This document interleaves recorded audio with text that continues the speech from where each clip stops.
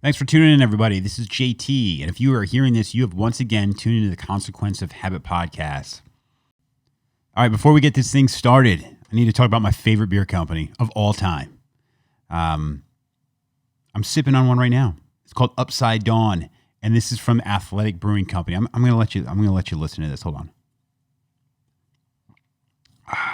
Oh, that's nice. See, if I had video right now, I wouldn't even have to say a word. You would just see my face and be like, good God, that man likes that beer. That must be some good beer. And you'd be right. It's amazing. I don't care what kind of beer you guys like. I don't know if it's an IPA or a golden. They've got a coffee stout. They've got all kinds of different stuff out there. You want to give it a shot. Do yourself a favor. Be kind to yourself. Get that alcohol out of your life. Get on there on ABC, athleticbrewingcompany.com. Use promo code JTFrank20 and get yourself 20% off your first order. You'll be happy you did it. This week's guest, the man holds a bunch of titles. He is a motivational speaker. He is the host of the Stand and Fight podcast. He's a high school wrestling coach. He's an entrepreneur. He's just a guy who seems like he's got all of his shit together. But really, what really makes this guy's story interesting is it wasn't that long ago. He had some other titles, and those titles included homeless, drug addict, suicidal. I mean, this guy really shows that you cannot count somebody out and not to count yourself out. I mean, he's come a long way. He describes it best. He said he learned over the past couple of years or over his lifetime, his education and the wisdom that he can bring, well, that's an education that almost cost him his life. So this one gets deep. This one is, I'll say it during the podcast, but I had chills multiple times. With that said, I want to welcome on Mr. Robert Eastman.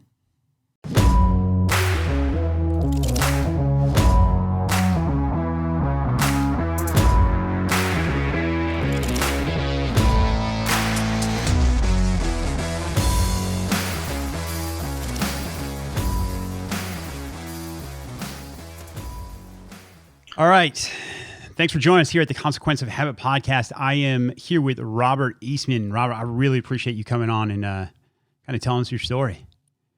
Yeah, man, I appreciate you reaching out. So, and I think I have a little bit of a unique story as far as my consequences were a little greater than to my family, who they are, what they are.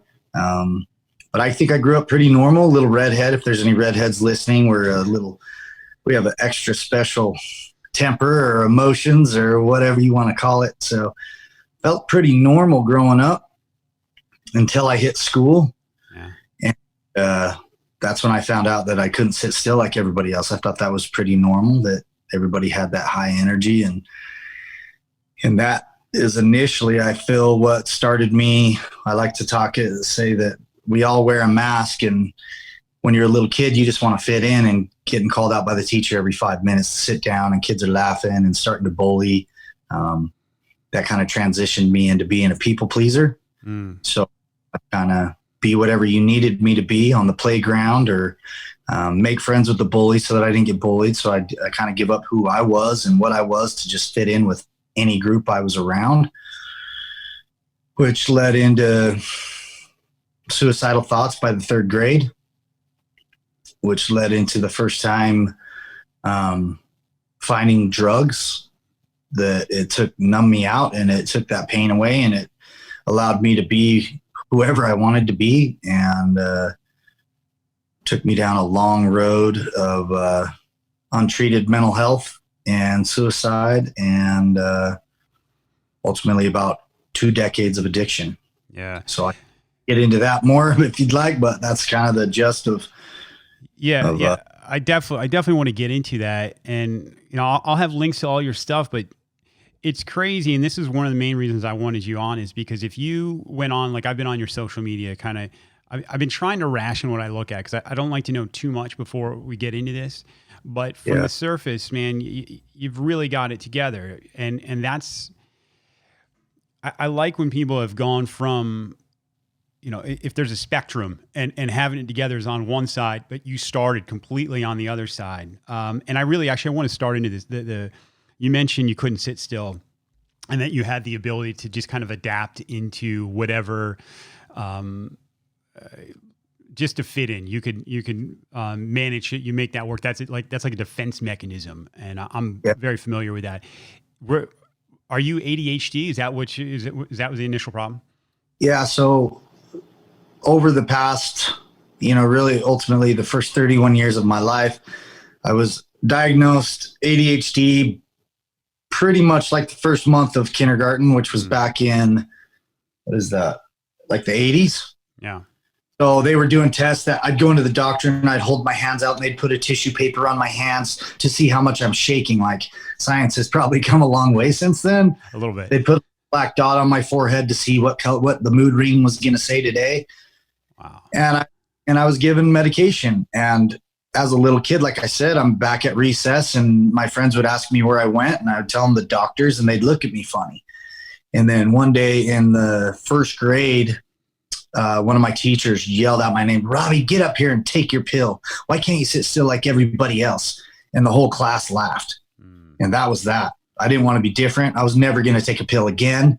And at that young age, the insecurities, that spotlight thinking where it felt like everybody was staring at me and judging me at 7 years old, I didn't want to feel that again. Yeah. So going forward, every time anything came out of a doctor's mouth that was anything other than giving me some opiates, it was like, whatever. I was sleep disorder, anxiety disorder, depressed, bipolar, all of these things. And I was labeled that. And I feel like in society, we just accept those labels. So I was broken. I was going to be broken for the rest of my life. How do I deal with that? And, weed started with weed and then pretty much everything else, because if anybody that's been through that world knows that weed's not enough and pills aren't enough and alcohol's not enough. Eventually our tolerance builds up to where nothing works. We're in as much pain as we were before, emotionally, spiritually, and now physically, because we're jonesing all the time. Yeah. And we blow up every relationship and family piece we've ever had. So that was just I had to. And then we talked, I was talking a little bit before, is the other side of that. I had siblings. I had 3 older sisters, a younger brother. They have it all together. My dad, he was a only child. Both his parents were gone due to mental illness. By the time he was like 35, he has my dad's side of the family, as we have this family tree or whatever they call that deal, the DNA testing and things. Suicide and addiction have taken more than 50% of my dad's side of the family. Wow. So for him to go from nothing to owning a car dealership, school board president, state senator, majority whip up on the Hill, and he's making the laws and I'm down breaking them. So I was in the news all the time for the wrong reasons. And let's back that up, because so your dad builds his business, and politically, where is he at that point? So he grew up.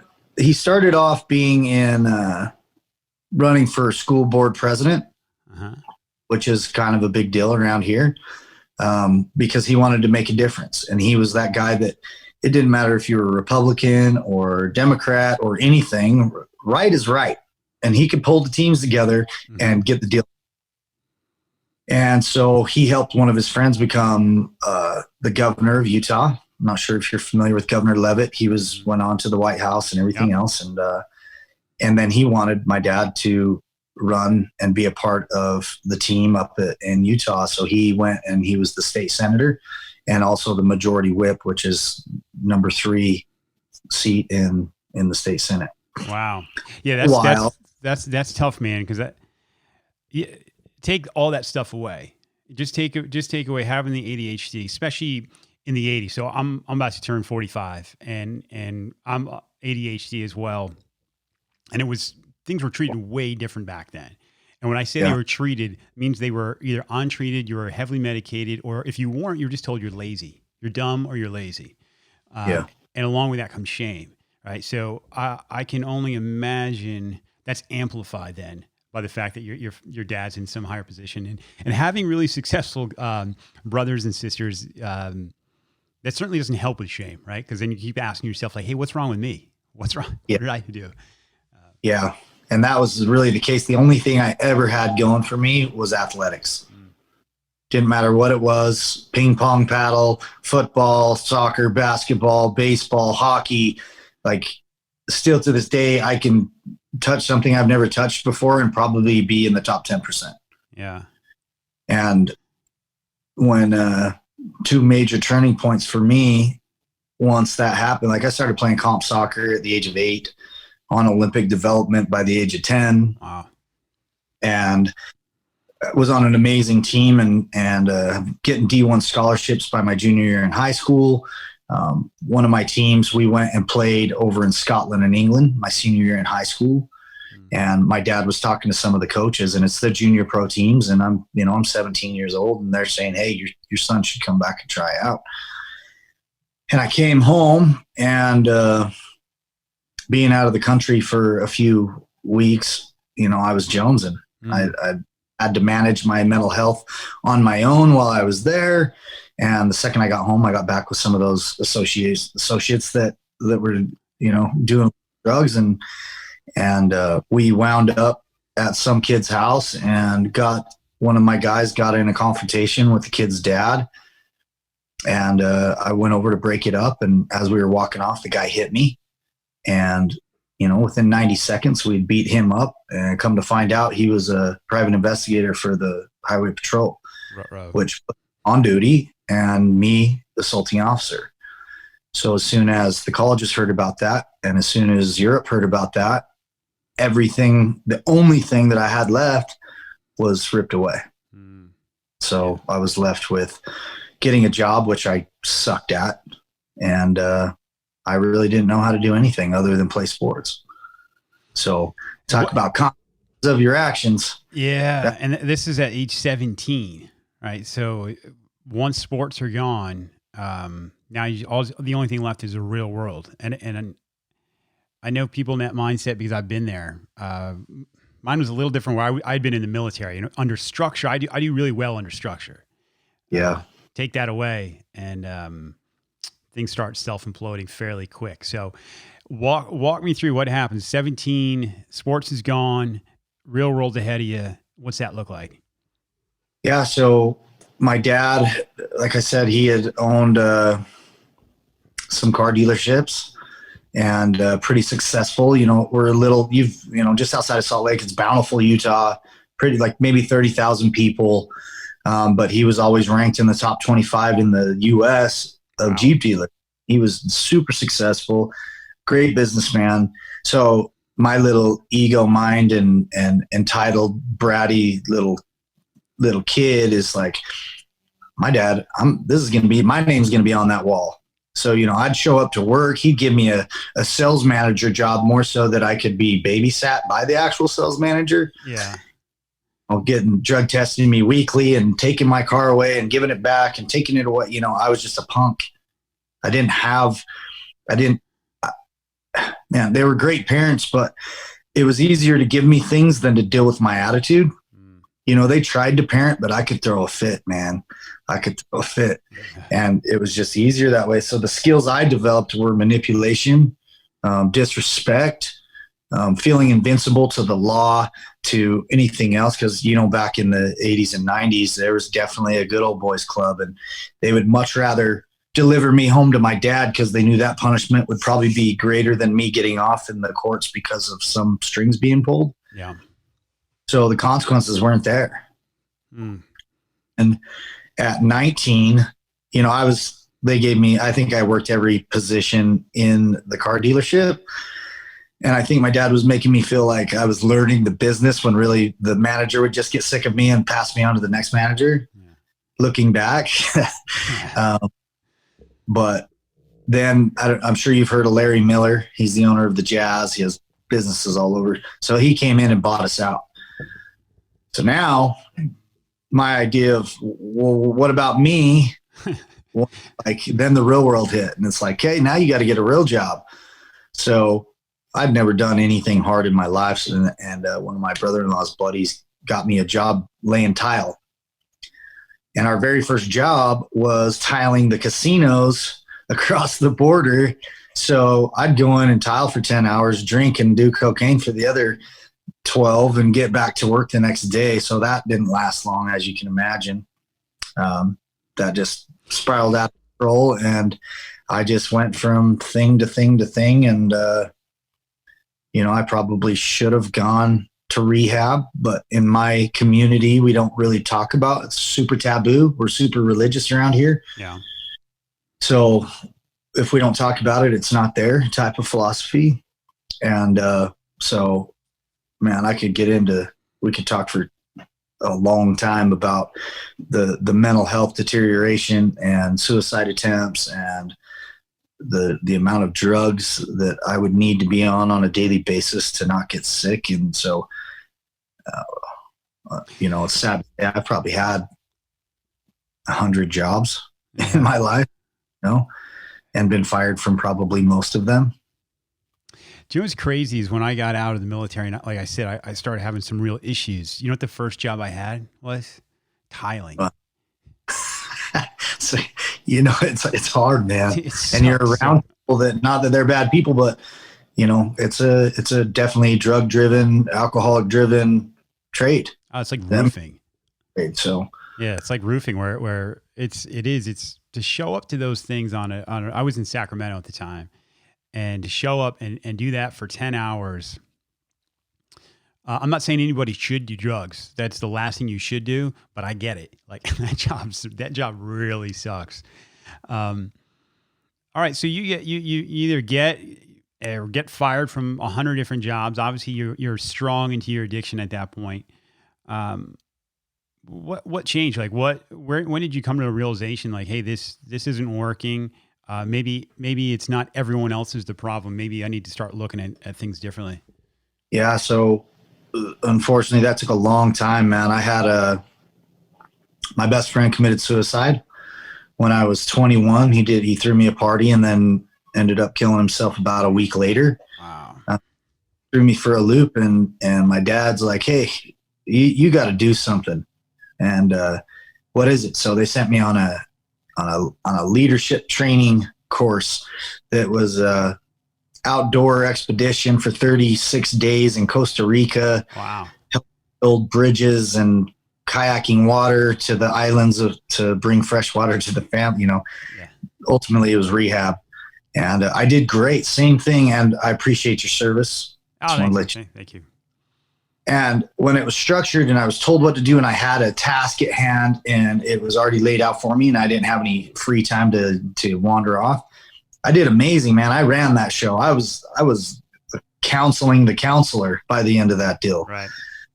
Strongest in the group. I was the guy they were tying the rope around my waist, crossing the rivers, making sure no crocodiles came in to get anybody. Like I had no fear that way. And it was great. But within 24 hours of being home, I was back on drugs. And then fast forward a few years, all my friends are getting married and I'm getting worse. And I ended up overdosing, and I had a convulsion and I threw myself back and my head hit the concrete, and the kid I was with came to check on me, and there was blood coming out of both ears, both nostrils, and out of my mouth. And I wasn't breathing and my heart had stopped. Oh boy. So he bailed on me, and he said he felt guilty about 5 minutes later and called 911 anonymously and told them what had happened. And they came and worked on my body for about 25 minutes to get my heart going again. Wow. Rushed me up to the hospital, found out that I had a brain hemorrhage and that I needed to be rushed into Salt Lake to the U of U, where I crashed 4 more times. Spent about 10 days in a coma. And when I came out of that coma, none of my friends came to see me. The only person there was my family members, my mom, my sister, just been divorced a few months prior. And all I could think about, you'd think that all those things that just happened, that they had to put a plug in my ear because that was spinal fluid that was coming out of my ears. Right. and I lost my hearing in my right ear. I lost my sense of taste and smell because my head hit so hard it sheared off the nerve endings. And people are like, man, that is so crazy. And I'm laying there in the bed hooked up to the ventilator and everything, and all I can think about is getting high. And they were giving me drugs to kill the pain, but they weren't giving me heroin. They weren't giving me cocaine. They weren't giving me alcohol. And so I'm in the bed withdrawing while all this is going on. So I'm lying to the doctors trying to get out so that I can go get high. And people I don't think understand, like I came from a successful family. I have every opportunity to succeed. It doesn't matter what color you are, how much money you are. If you don't handle your mental health, addiction will take anybody. Yeah, if you look at the stats, and I wasn't treated for ADHD as a kid. I just grew up thinking everyone else had it easier than I did, like for whatever reason, or I'm lazy. Like I grew up thinking I was lazy, and I know I was born that way, and I'm gonna guess. You were born with a mind that's capable of so much stuff, but at the same time, untreated, it goes in dark places.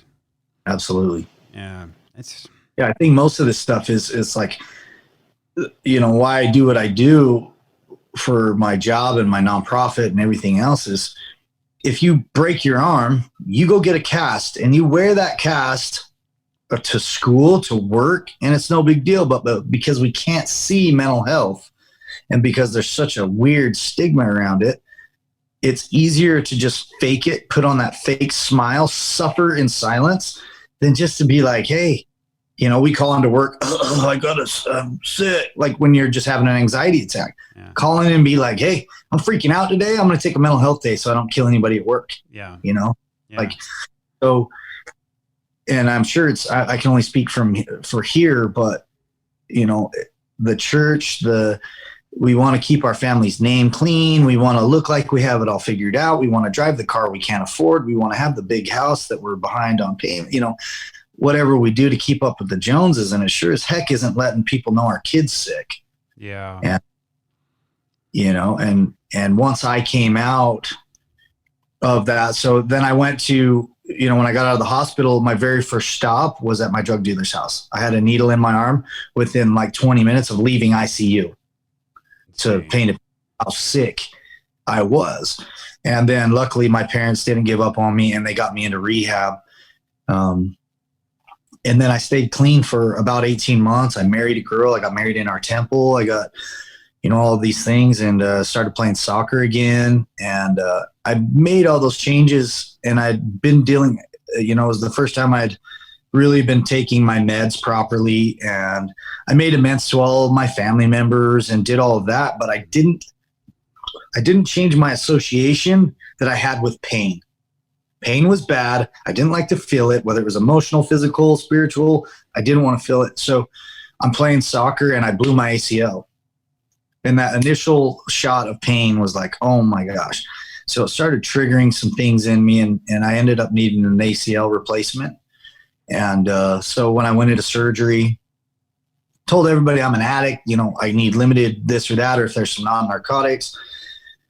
So my wife stayed home with me the first day to see if I was okay, and I was fine. The nerve block, everything was good. And day 2, that nerve block wore off, and the pain was so intense, and just because I'd conditioned myself for so many years that pain meant numb out.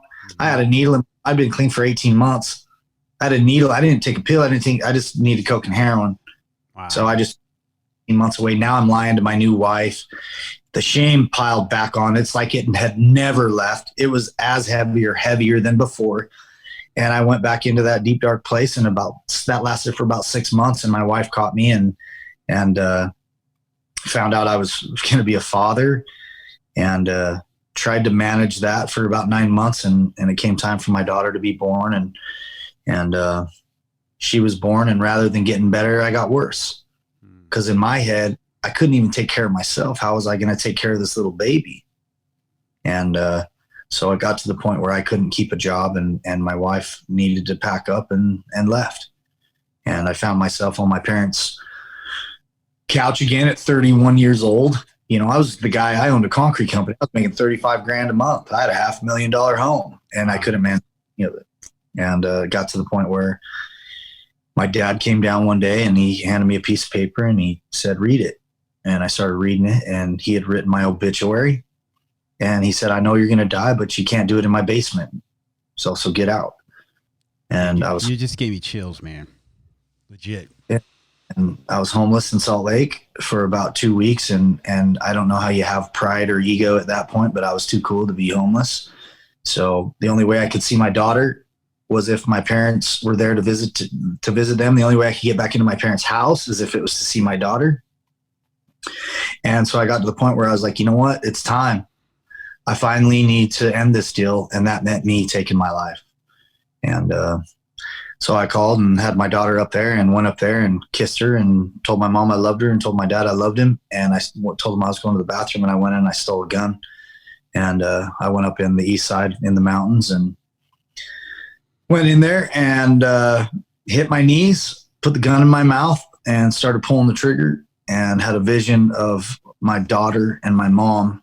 And I had played that tape through with my daughter. And my philosophy was any man could come into her life and do a better job than I could. And she wouldn't need to know me, and I would never embarrass her. So that went away pretty quick. And then my mom was a super God-loving woman. And I'd gotten to the point now where if there was a God, he was a dick and I hated him. And he'd never answered any of my prayers. So I figured I'd say a prayer. And so that when he didn't answer it, that when my mom died, she could go look him in the face and tell her, you failed me. So I knelt down again and I started saying a prayer. And I said, I don't know anything about a still small voice. I'm going to need something a little bit louder than that. And if I don't get an answer by the time I open my eyes, I'm pulling this trigger. And that was August 31st, 2009. And as I'm opening my eyes, I'm crying and I'm pulling the trigger. And all of a sudden a firework display went off above this bountiful temple. And shortly after that, I heard a voice and it said, is that loud enough? Wow. And I was realized. And at this point, I hate religion. I hate God. I don't even know if there is one, but I knew that I just heard something. I don't know if I actually heard it or if it was in my head, but I laid there paralyzed for probably the better part of 20 minutes and got back up, went down to my parents' house, told them what had happened. And I drove myself straight to the hospital. And I checked in and have been clean and sober ever since. And that was 2009. Next Tuesday, 2 Tuesdays, I'll be picking up 11 years clean and sober. Congratulations, man. That's huge. You had mentioned before, if you have a cast, people see that and they realize what it is. You tell somebody, hey, I broke my leg, or that makes perfect sense to them. It's really hard for people to empathize with somebody who's suffering mentally or from addiction, because it's so far out of their realm of understanding. So there's more awareness of it now, and I can't even say I blame them, because if you saw someone banging their head against the wall, you'd say, hey, there's probably a good idea if you stop because you're hurting yourself. Yeah. But it's just not that simple, unfortunately. Yeah, it's last week I buried a 16-year-old, and going to funerals like that. He was one of my wrestlers. From the outside, had it all together. Good looking kid, successful, good student. But it's that internal battle, that feeling like you're alone in a room full of people and not being able to express it because people look at you funny. And, you see the guy talking to himself, walking down the street, and you're like, look at that crazy fool. It's like, could you imagine having things in your head never turning off? Somebody that annoying wife or that annoying boyfriend barking in your ear 24/7. It's like, that's schizophrenia. That's a mental health issue. That's not a crazy guy. Like, could you imagine having to be in his shoes? Like, yeah, he didn't choose that. He does not want to hear those voices. And I think a lot of that stuff is self-induced, like depression. Like, you can do things that are going to make you depressed. You can do things that are going to give you anxiety, but some are more prone to that. And adding to the fire, making fun of, not understanding, telling people just to be happy. Like, we gotta learn how we do that a little bit different. Well, I think that they snowball on each other, because if you're not comfortable in your own skin, or you're dealing with depression or anxiety or bipolar, any of those things, it's understandable that you don't want to feel that way. So you try and escape from it, and to do that, the easiest way is unfortunately drugs and alcohol, and which only makes it worse. I mean, I'm going to guess my experiences are different in the fact that I was fortunate enough where those things were never exposed to me. I certainly have had my issues of trying to escape my own, either ADD or whatever, and mine was always through alcohol. But that only builds more shame, and the more you numb yourself, and the more you're trying to get out of your own head, the less you actually know who the hell you are in the first place. Yeah, and I think that's a big part of. I mean, it's something I'm still working on, man, to actually know who the hell you are, especially if you grow up as a kid and you're constantly like a chameleon and changing to whatever atmosphere, because at that point, you can turn it on, and you're right. It is literally a form of manipulation. And, but what's crazy is I think that same, and I was just talking to somebody about this yesterday, that same form of a defense mechanism and manipulation is, I'm going to guess, the exact same reason you can talk to a room of all kinds of different people. Like, it can be used it's like, it can be a superpower as long as it's used correctly. Yeah. You know what I mean? I mean, I don't know what your thoughts are on that, but it's been my experience. Yeah, I think it's, the amount of effort we put in avoiding, if we put in a quarter of that, you're going to be super successful. Like the hustle of a drug addict is, their billionaires don't have game like that. So if they put that same 23-hour hustle into not breaking the law, into creating something that they're passionate about, dude, game over. It's like, so I went to college for a split second, and I got kicked out of that college. And fast forward, that was when I was 19 or 20. Just last year, that college reached out to me to come be the keynote speaker for their True Blue Leadership Day. So all the smartest kids, all the biggest people, the faculty coming into this room. And I ended my speech with, just to let you know, if you're struggling and this isn't for you, I failed out of this school 17 years ago, and the place just erupted. Right. So I paid thousands of dollars to go and speak for 30, 45 minutes. Sharing my fails, which society wants you to think your fails are bad. Don't let anybody see them. Where the more I expose myself, the more popular I become. Like, how crazy is that? Yeah, it is crazy. And, I just put out a podcast yesterday this morning about stoicism, and Ryan Holiday's got a book. It's called The Obstacle is the Way. And I think it's dead on. I think there's a lot of times that what you think is a complete failure, if you just look a little bit harder, it is the path to you actually succeeding. And it's embracing those failures and being candid about them.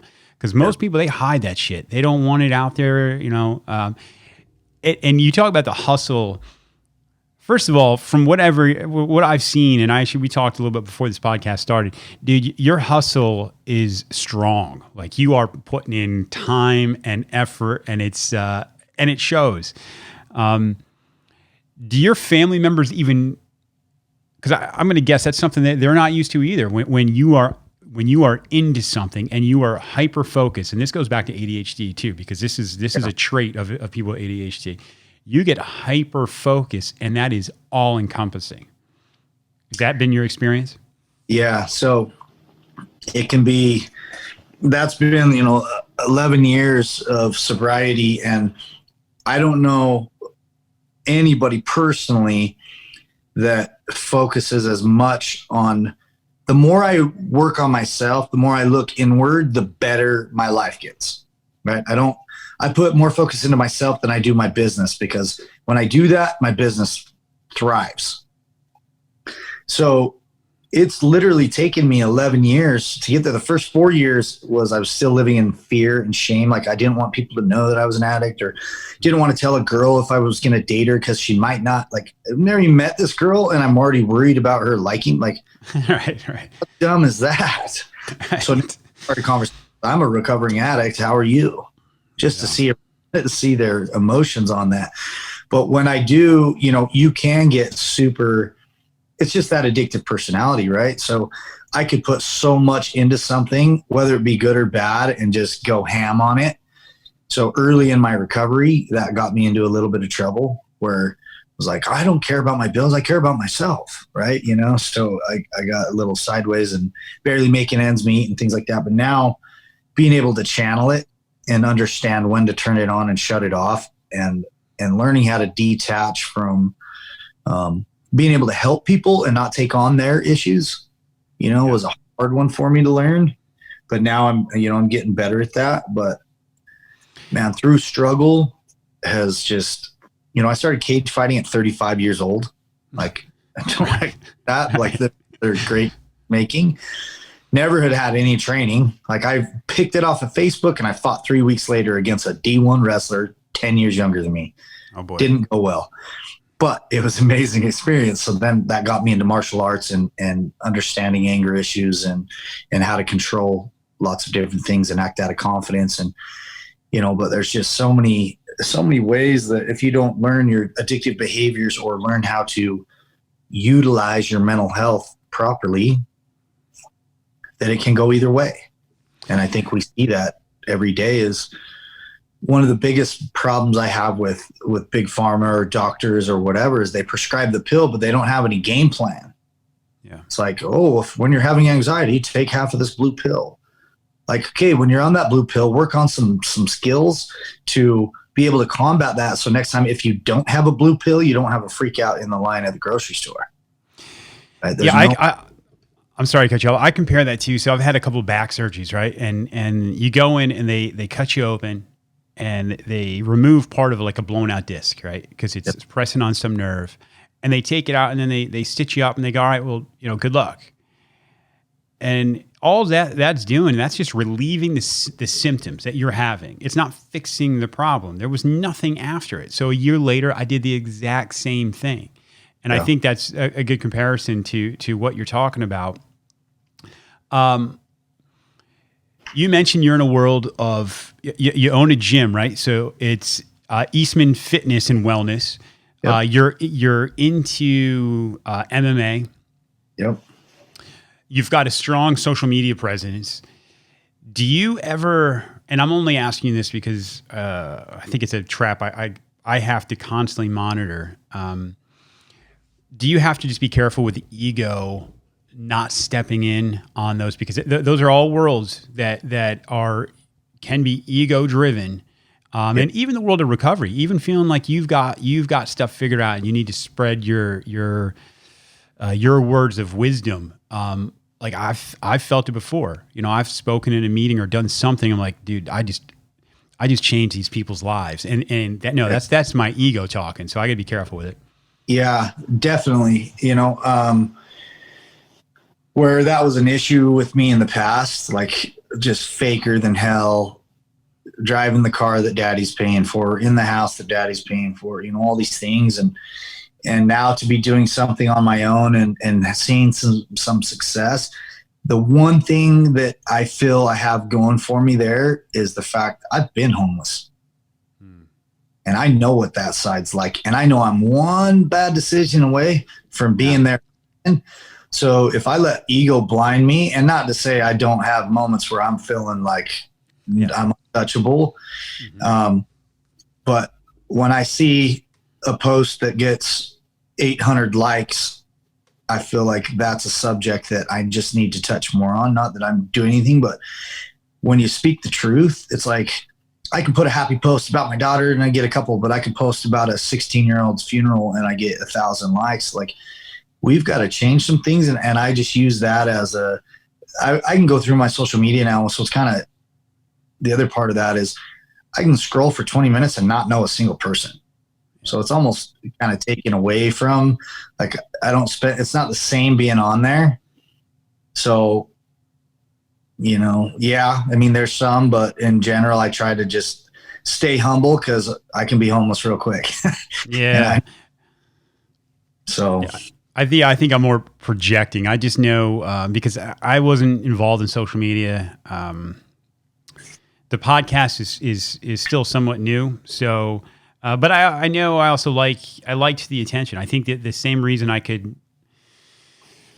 I won't even say manipulate. I'll say people please, because I think I use the word manipulation and just out of shame, and it's more of a people pleasing thing. And like I love stand up comedy, so it's certainly not fighting, but I started stand up comedy in my 40s, right? So now I was doing that, and it's attention coming your way, and that feels good. Yeah. But it's just. I have to be reminded sometimes, especially if I'm not talking to the right people or surrounded by the right people, that you're not the smartest guy in the room, and you get and the work that you're doing is doesn't have an end date. You know what I mean? Like, it's going to continue, and it needs to. Otherwise, you will like you said. You could have been sober for so long, but you will slip right back in, because for me, my default mode is not good. Yeah, it's the same. I had a guy tell me, like, you need to start a podcast. I'm like, it just kind of that when you grow up feeling dumb and stupid and less than, that doesn't grow out of you for a while. I'm like, dude, nobody cares about what I have to say. But I was like, if I expose myself, then nobody's gonna be able to expose me. So anything you ever want to know is on my podcast. But then it takes off, and it's in 50 countries and 1,000 cities, and it's changing lives. And like, that feels good. But at the same time, I try and keep it in the mindset that I'm hopefully helping change some lives, and to boast on or to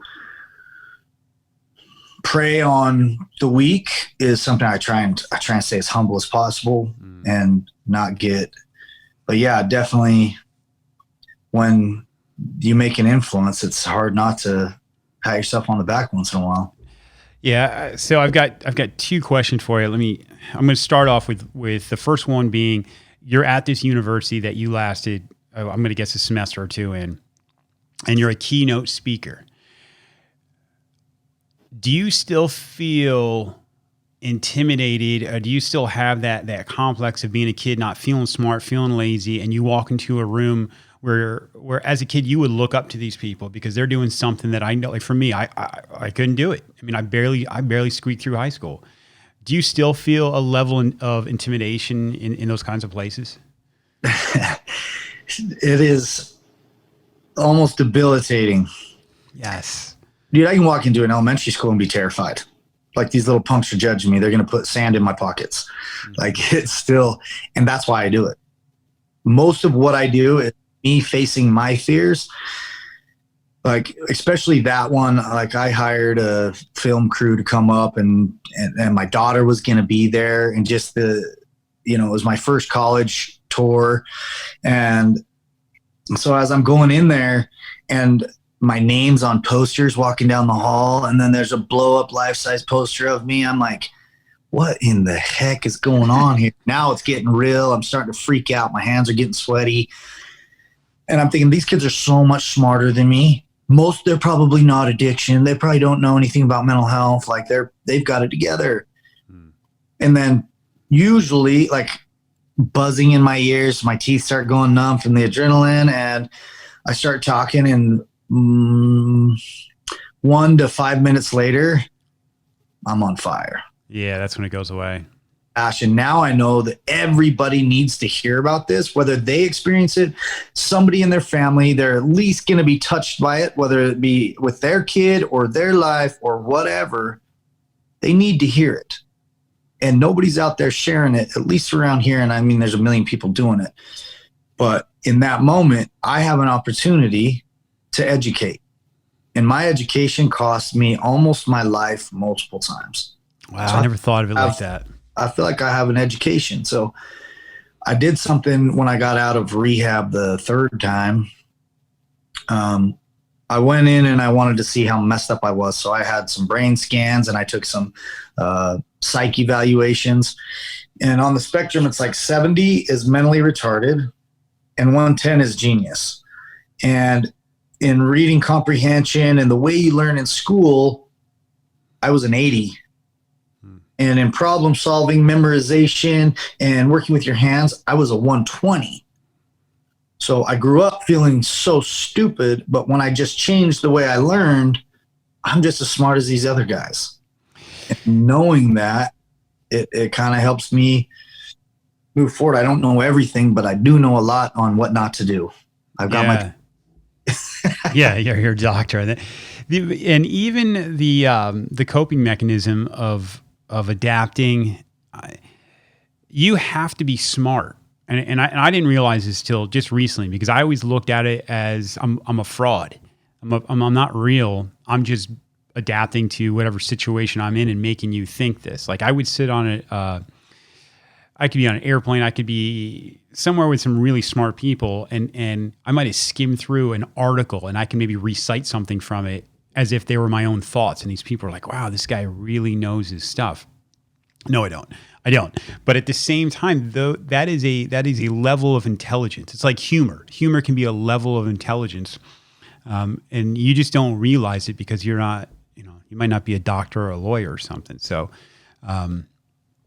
Crap, I had another question and maybe it'll come to me, but I know what it is. So you mentioned you're helping other people now and you're changing, helping change some other people's lives. Talk about some of those programs. Talk about what you're doing, man, to make a difference. So it really started, the fitness thing was my daughter.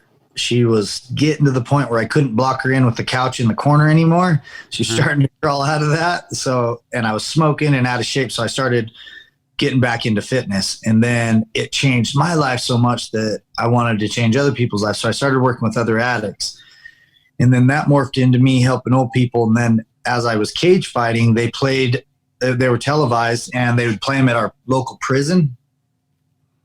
And now I'm getting all these calls from dudes like, "Hey coach, I want to train with you when I get out." And so that transferred me into being a transition coach from guys out of prison. And then I'm sitting here looking at all the money and all the time spent on working with adults and people that are, lifetimers of making bad decisions. And I was like, you know what? I need to work on prevention. So I started working with the youth. I got a coaching job just helping out at a local junior high school for wrestling, working with my son. And I fell in love with it. Like these kids looked up to me. They were impressionable. I could teach them not about sports, but about life and how to do hard things in a safe environment, what it meant to stick with the team, what it meant to train hard, what it meant to do your 100% that day. Like it's not the same every day. And to watch them find real confidence in themselves. Like I was like, that's it. I'm going with youth. And so I ended up a year later getting a head coaching job. That was 7 years ago. Now I'm the head coach at a high school, junior high. I own a gym. I run youth programs. I run the only intensive outpatient program accepted in the courts by a non-clinician. I don't have a degree, but the courts have allowed me to do the same thing that these other clinicians do. And being a part of my community, sharing my fails, like educating the police force, the fire departments on how to deal with these mental health calls, where if a guy's yelling back and it's not making sense, he's probably in psychosis. It's like, you don't got to beat him up. Just talk to him, tell him to quiet the voices for a minute so you can have a conversation. And what it's done for my daughter to see me be vulnerable and real and allowed her to communicate and be real is just like, I can't think. I literally could have everything taken from me right now and still just be whole. And for me, that's the ultimate goal, is being happy and homeless. I don't want to be homeless, but I want to be able to be happy no matter what. Yeah. And so through these kids, they think I'm teaching them, and I'm just learning so much from these little kids that are willing to do what I wasn't at that age, understanding that it's okay to have issues. But the one thing it's not okay is to not deal with it. They need to be able to provide a place for them to come and share their fails and talk about their vulnerabilities. I feel like it's a calling. And like I said, I'm not a religious guy, but I don't know how else to describe what I get to do on a daily basis. Yeah. There's a sense of pride that comes along with that. And it's strange because like we said before, vulnerability isn't something that traditionally you would think that would bring as much pride. In the world of social media, People just putting out these stories that, whether they're reality or not, is almost irrelevant, right? People look at them and they go, God, this person's squared away. But I know when I first started really trying to be vulnerable, and I'm still not very good at it. I was constantly worried and about what I was going to get back, because people like us live in a lot of times in a world of shame, and I was pretty shocked the feedback that I was getting, from people reaching out, going, and people in all realms of life. And that's the other thing that is important is, you mentioned you come from a good family, a successful family, and a lot of people don't get that. Like you could see a kid on the street, maybe you see some homeless people and they've got a kid. You're like, man, that kid doesn't have a shot. Well, there's a lot of kids that got everything in place that still are going to struggle. Yeah. So I don't even know where the hell I was going with that, but yeah, I would say probably the sense of pride and being vulnerable. And could you ever imagine that you would have this sense of calling and sense of pride that you have right now at 19 or 20 years old? No. Yeah, it's crazy. Not at all. I think now I think God's a tricky fella, and he was preparing me to do some important work, and ultimately like people ask me all the time, like, how do you get all this stuff done? And I don't even feel like it's work.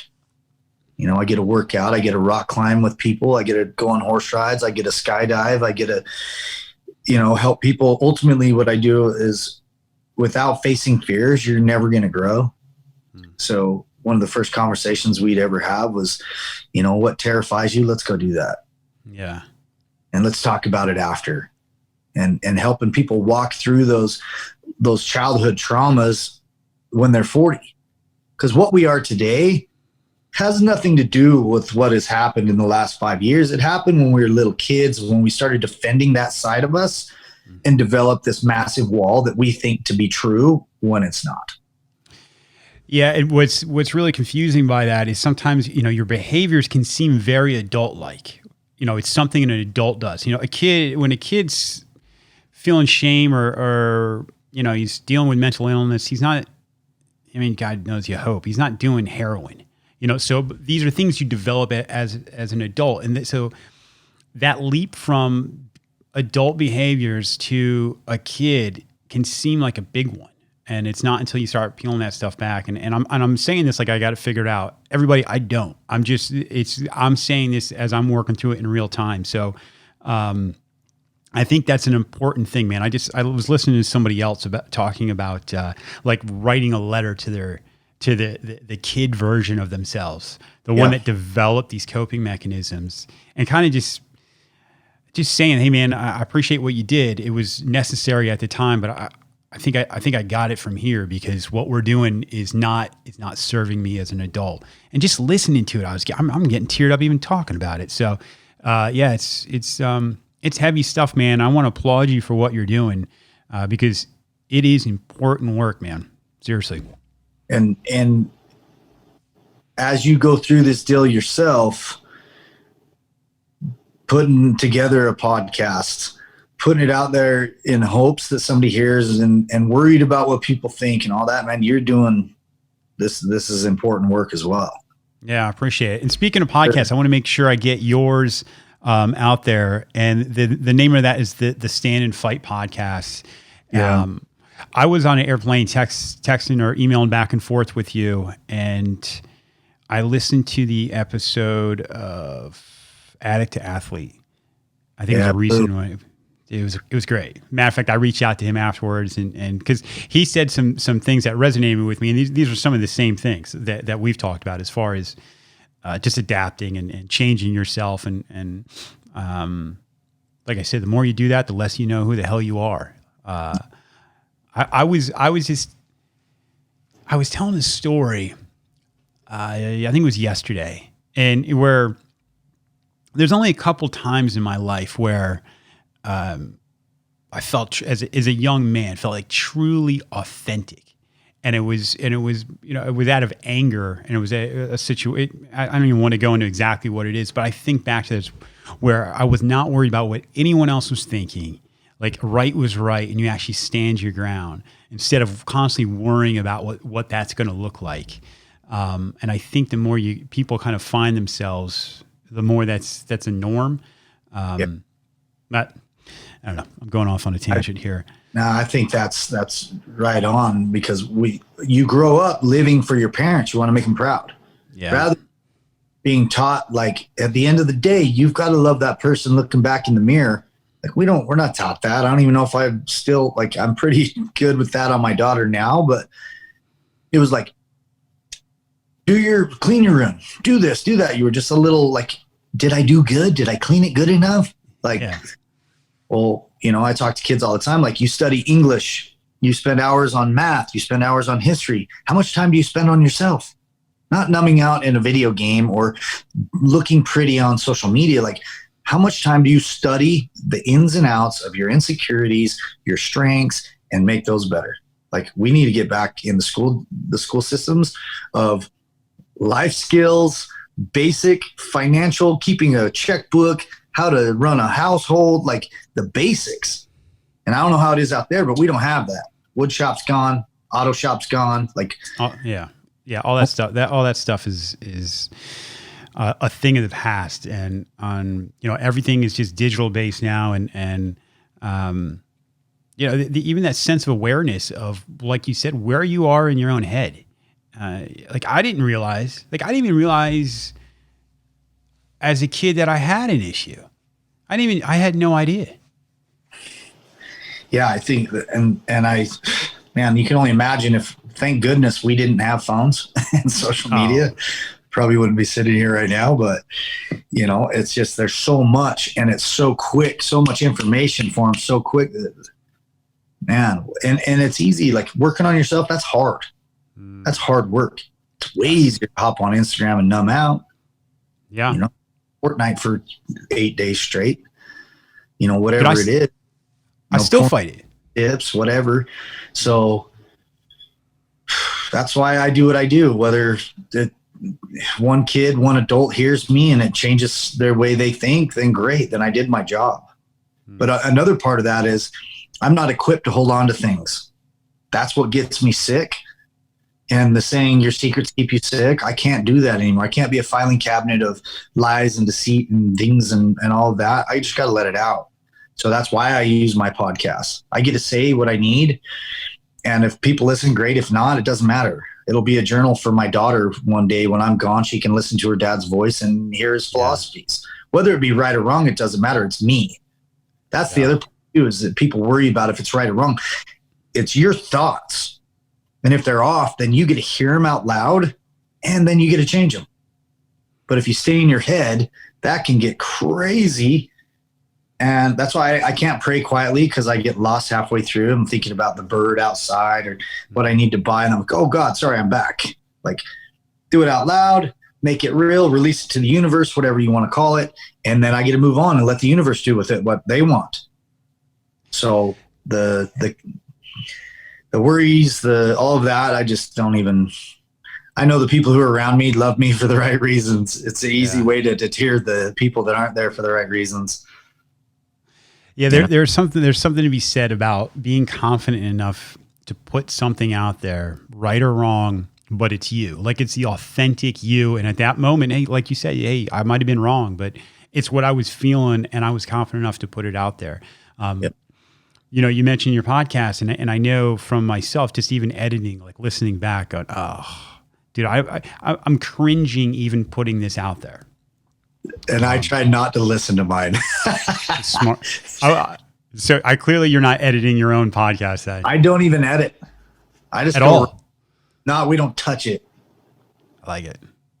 So, I've had people on there, newscasters, UFC fighters, all of these different things, and they'll get 100 downloads. And then I get the mom who just lost her son to a heroin overdose who gets 12,000. It's crazy. We're kind of hopefully getting past the point of stardom, and they want to know how they can help just kind of dumbed down to the everyday person that they could, if they needed to, reach out and talk to them. Yeah. Not away from. One's got nothing to do with the other, and I've seen the same thing. I had a guest on named Taylor Spike, and it was his first real interview. And he doesn't. I mean, he's got a social media following, but it's nothing huge. But it was just authentic, and that's been by far most heavily downloaded podcast. And I didn't even know it at the time. His brother is Cameron Haynes. I didn't even know till a week later after the podcast. Or another example, I put a teaser out for a podcast that was coming out today. I interviewed a guy from Egypt about Stoicism, and we've been kind of going back and forth. Dude, I've gotten more traffic from a teaser than I have like 90% of the podcasts I put out there. So you literally never know how things are going to touch people, how they're going to connect them. And just because they may have a big social media following, it does not translate to anything for you. Yeah. Yeah. And it's like, the more I focus on that, the worse it does. So I just try not to, I give my best per interview, and the rest is out of my hands. I can't control that. So I just try and move along. Cause if I get caught up in why aren't people listening, or why are they listening, or whatever, then it's not real. And I'm the same way. I think that's great that you don't do your due diligence, because then it's kind of pre-planned. And I don't know if you've experienced the same as me, is what I want to talk about and what we actually talk about are two different things. It always goes the opposite way. So I'm just like, I'm done. Yeah. I ain't prepping. Let's go. For sure. It always comes, like you said, it comes across the stage, and I'm more nervous that way, because I feel like I'm supposed to be following some script instead of just two guys just shooting the shit and kind of trying to figure things out. But yeah. But with that said, I want to make sure that we're good on time here and let you go do, because I know you've got a million things going on. But before you go, I want, please plug anywhere if someone wants to talk to you or see what you're putting out there. Where can they find you? So CoH Eastman and the number 8, CoH Eastman 8 on Instagram, or you can check out my website at www.tattooedlifecoach.com. You can find me there. Rob Eastman on Facebook. I spend more time on Instagram though.